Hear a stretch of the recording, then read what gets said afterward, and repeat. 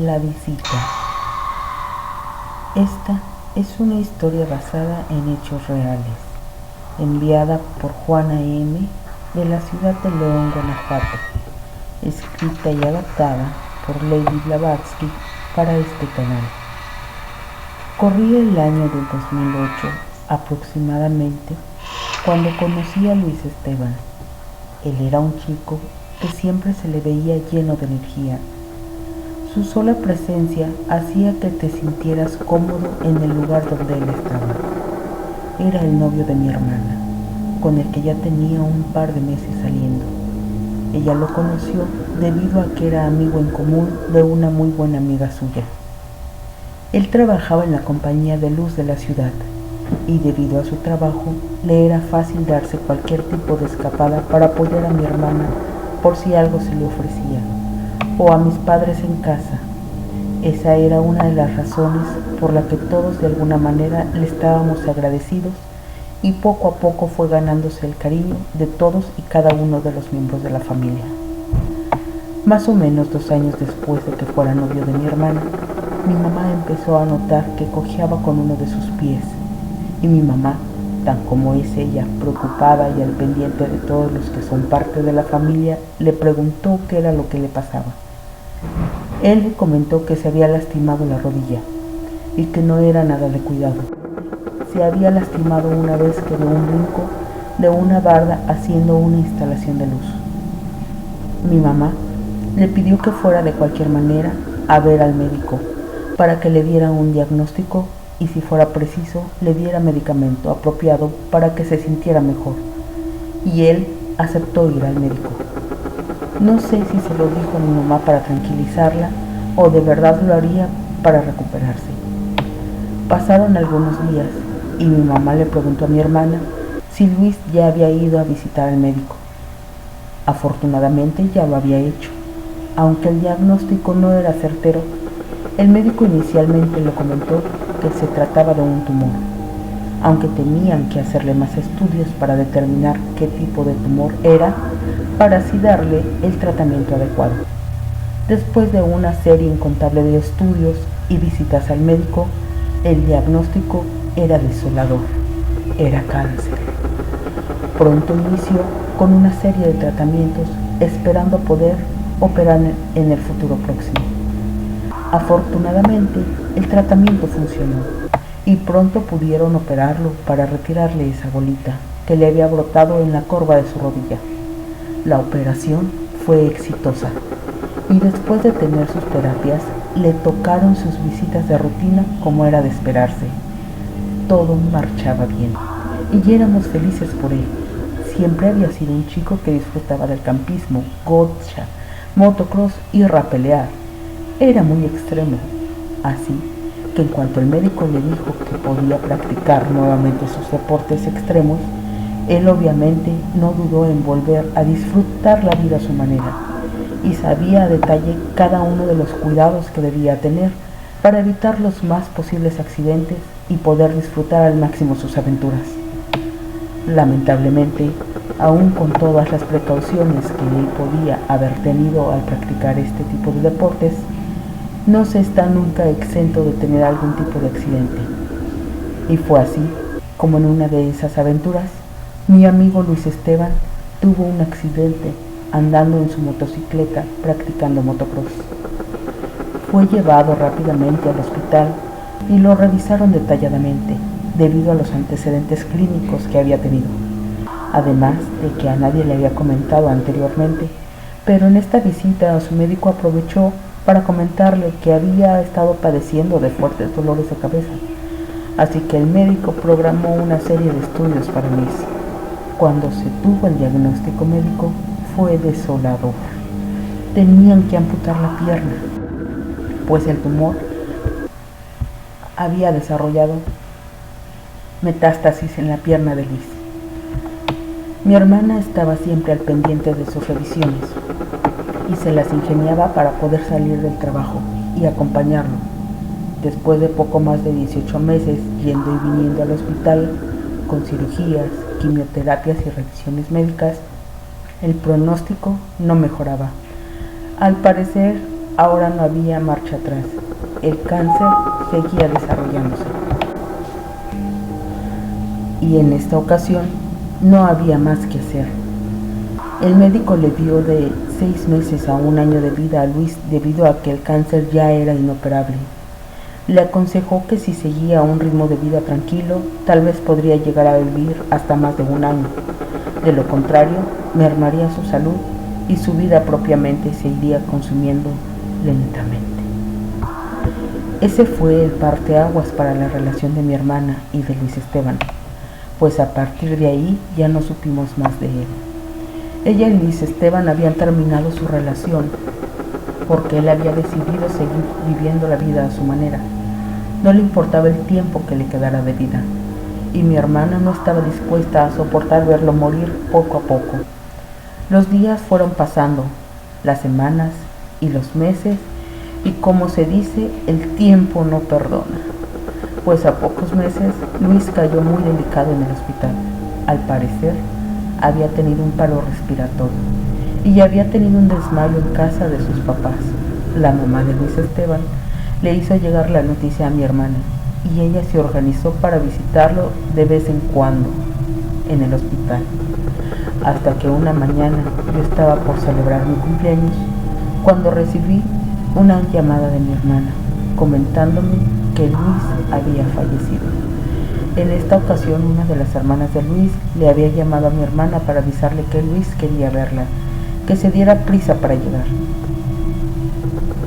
pues estaba muy delicado, pero como ya no le permitían salir dentro de su horario de trabajo, tuvo que esperar hasta que dio la hora de salida, y fue así como se trasladó lo más pronto posible que pudo al hospital. Lamentablemente, cuando llegó al pasillo de la habitación donde estaba Luis internado, solo pudo ver que uno de mis hermanos ya estaba ahí y lo vio llorando. Ella no quiso esperar a que alguien le comentara nada y corrió desesperadamente a la habitación donde estaba Luis. Él tenía apenas unos minutos que había fallecido. Ella lloró inconsolablemente. El grito abierto le reclamó por qué no la había esperado para despedirse de ella. Se culpaba por no haber podido abandonar su trabajo para ir corriendo con él cuando le llamaron sus hermanas. Y aún así, ya nada se podía hacer. Nadie pudo darle consuelo y calmar su dolor y culpa. Al día siguiente fue su funeral. Habían asistido muchísimos conocidos de mi amigo Luis.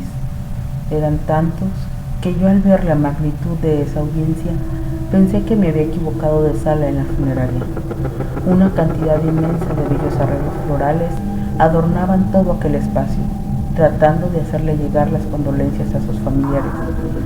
Había bandas en los arreglos florales mencionando los nombres de compañeros de la escuela, amigos del trabajo, vecinos, en fin. Tanta gente que parecía más bien el funeral de algún famoso, y cómo no acompañarlo, pues era un chico muy querido por todos los que lo conocíamos. Poco a poco el proceso del ritual de despedida avanzaba, y llegó el momento de acompañar a nuestro querido amigo Luis al lugar que se le asignaría para el descanso eterno de sus restos físicos.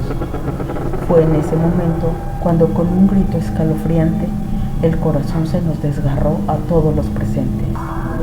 Nadie hacía ruido y todos estábamos pendientes de lo que estaba pasando, pues vimos que el grito era de mi hermana, gritando y llorando desconsoladamente al ver cómo iban bajando el ataúd de nuestro buen Luis a su lugar de descanso. Mi papá tuvo que intervenir y con mucho esfuerzo logró levantar a mi hermana y llevarla a un lado, pues esto en verdad le estaba afectando demasiado. Todos llorábamos la partida de Luis, pero mi hermana sin duda estaba totalmente inconsolable. En ese momento, su mirada perdida y sus ojos hundidos detonaban que en ese momento ya no estaba consciente de lo que estaba viviendo. Todo su mundo estaba revuelto. Ese día regresé a casa, desencajada y triste por la pérdida de mi querido amigo. Por la noche acosté a mi hijo de 7 años en su habitación. Había sido un día muy largo y después de darles de cenar a mi hijo y a mi marido, tomé una ducha y dispuse ir a la cama para descansar o lo que pudiera hacer, pues con todas esas emociones del día apenas si podía conciliar el sueño. Poco a poco me fue ganando el cansancio y logré cerrar mis ojos. Mi habitación estaba justo frente a la recámara de mi hijo. A los pies de mi cama estaba la puerta que daba exactamente frente a la puerta de mi hijo, y procurábamos dormir con la puerta abierta por si el niño tenía algún mal sueño o si había algún ruido en la casa, poder escucharlo. Estábamos en un segundo piso de una casa de Infonavit o casa de esas pequeñas que vende el gobierno, así que ya se imaginarán que todo estaba estratégicamente distribuido para acomodar más cosas en el menor espacio posible. Y justo desde donde yo quedaba acostada en mi cama, podía ver perfectamente las escaleras a mis pies. Mi marido dormía a mi lado derecho y del lado de él estaba un ventanal que daba a la calle, así que él podía estar al pendiente de lo que pasaba en la calle, incluso si alguien se acercaba a nuestra entrada principal. Vivíamos en un fraccionamiento privado, así que difícilmente habría algún extraño en las calles, a menos que fuera algún invitado de alguno de los vecinos, y todo auto extraño que entraba al fraccionamiento quedaba registrado en un libro de visitas. Sentí que apenas había dormido 1 hora o menos, aunque la verdad no tenía ni idea de cuánto tiempo había sido, ya que sentía que apenas había cerrado los ojos, cuando un ruido proveniente de la planta baja de la casa me alertó. Escuché que alguien estaba subiendo por las escaleras lentamente. Quise despertar a mi marido, quien estaba plácidamente dormido, y definitivamente algo estaba mal, pues él siempre ha tenido el sueño muy liviano y no podía entender cómo era que no pudiera escuchar ese ruido tan imponente. Esas pisadas tan estruendosas que se escuchaban, era como si alguien trajera unas botas de trabajo pesadas o algo parecido, así que podía escuchar con toda claridad cada paso que daban. Se fue empeorando cuando me di cuenta que no podía moverme. Definitivamente intenté gritarle a mi marido que se despertara y desesperadamente desistí cuando me di cuenta que solo podía emitir algunos gemidos que al parecer solo lograba escuchar yo. Definitivamente a estas alturas yo estaba completamente aterrada por ese ruido y me preocupaba que ese alguien pudiera entrar y hacerle daño a mi hijo o a nosotros, que por si fuera poco, cada vez se escuchaba más fuerte y más cerca y más cerca. Recuerdo claramente que yo estaba acostada boca arriba cuando me di cuenta que solo podía mover los ojos. Fue un movimiento rápido y supongo que por algún tipo de reflejo pude desviar la mirada a ver a mi marido, tratando de hacer cualquier ruido posible para despertarlo, y rápidamente regresé la vista hacia las escaleras, pues aquellos pasos se escuchaban definitivamente cerca. Logré ver la luz de la planta baja prendida y el reflejo del parecer un hombre que iba subiendo las escaleras. No podía verlo bien, pues al parecer iba subiendo con la cara hacia abajo, y en la oscuridad, para mi mala suerte, no veo bien, y mucho menos en mis lentes. En cuanto más lo veía aproximarse al descanso del segundo piso, más me daba la angustia por no poder moverme y no poder hablar. Definitivamente tenía que despertar a mi marido, porque yo no podía levantarme para ahuyentar a ese hombre que había irrumpido nuestra casa. Al verlo llegar a escasamente 3 escalones para llegar al descanso del segundo piso, justo a los pies de mi cama donde podía ver con total claridad quién era, mayor fue mi impacto cuando reconocí la ropa que usaba aquel hombre que iba subiendo las escaleras, y traté de hablarle por su nombre tal cual yo lo conocía, aunque más bien era como un tipo de comunicación telepática, ya que no podía moverme ni hablar. Al menos, eso era lo que yo sentía. Juan, ya que así yo le decía de cariño a mi amigo Luis Esteban. Él lentamente levantó su rostro para verme y me sonrió. Mayor fue mi sorpresa cuando pude ver su rostro, pues ya no era pálido, como el que había visto apenas hace unas horas cuando me acerqué a su ataúd en el velorio para despedirme de él. Y alrededor de todo el contorno de su cuerpo podía ver como aquella luz que vi, pensando que era la luz de la planta baja que está encendida, destellaba alrededor de todo su cuerpo, generándome una especie de paz y seguridad. Pero aún así, con todo y mi susto, lo único que pude hacer fue decirle en tono de reclamo: «Me asustaste, canijo».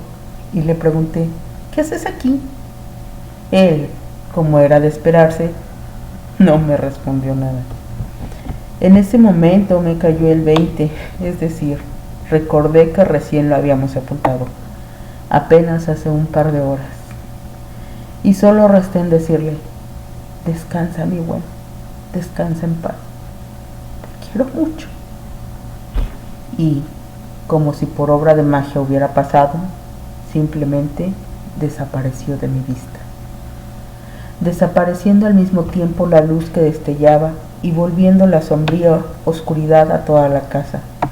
Fue en ese preciso momento que pude manifestar un grito desesperado, y mi marido brincó del susto al mismo tiempo que volteaba a verme, ya que estaba de espaldas hacia mí. Me vio llorando y tratando de explicarle que Juan había ido a verme. Quiero creer que pensó que era producto de mi imaginación, y solo le bastó tratar de consolarme, justificando que había tenido una pesadilla, que me tranquilizara, y me reconfortó de alguna manera abrazándome y tratando de regresarme la calma. Estoy segura que no durmió nuevamente hasta que me vio dormida otra vez. Al día siguiente, llamé a casa de mi mamá para platicarle lo que había pasado, y con un poco de incredulidad me dijo: «Se te subió el muerto, mija». Y yo solo le dije: «¿Qué muerto tan mañoso? No respeta a las cuñadas». Y rompimos la tensión del momento riéndonos un poco. Me aconsejó que le comentara a mi hermana lo que había pasado, y ella, al escuchar toda la historia que le conté, solo me reclamó, porque él no había ido a verla a ella. Eso no se lo pude explicar, pues ni yo misma entendía por qué había sido así. Tal vez era mi sentimiento de culpa de que no me di el tiempo para visitarlo en el hospital o visitarlo en su casa, no lo sé. Pero sin duda, ahora entiendo que él fue a despedirse de mí, ya que de alguna manera sabía yo le haría entender a mi hermana que ella estaba en un mejor lugar. Sin duda, fue una experiencia escalofriante. Nunca antes me había pasado y no me ha vuelto a pasar desde ese entonces. He tenido varias experiencias más, pero espero poder ir compartiéndolas poco a poco con ustedes. Gracias. Recuerden que en cada rincón de nuestra casa o en cada esquina oscura, si sientes que alguien te observa, es porque está viendo cada movimiento que haces desde la oscuridad. Hasta la próxima.